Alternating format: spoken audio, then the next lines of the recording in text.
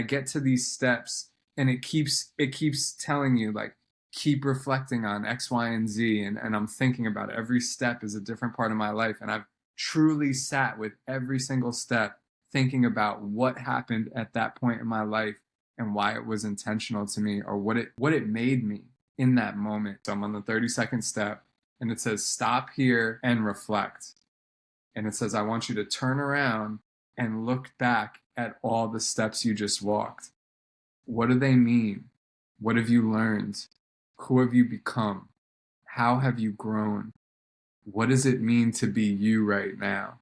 And I was like, they really took a lot of time with these steps. So I'm just looking down, and I'm like, that's my whole life right there.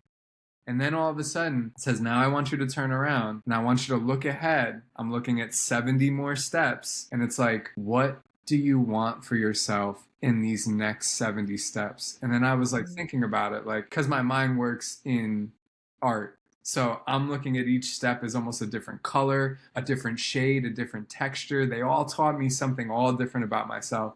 And they're like, now let's plan the next steps ahead. And I'm like, oh my God, it felt overwhelming. It was like, I Yeah. gotta think, what color is this one? And what texture is this one? And how do I want to live at this stage in my life and this?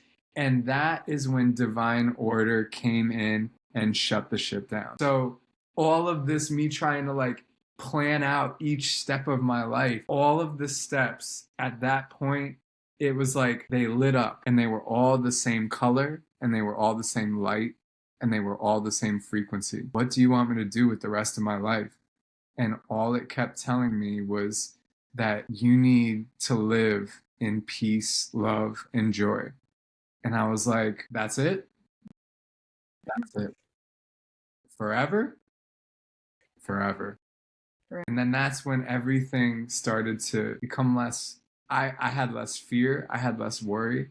I had less planning going on in my head.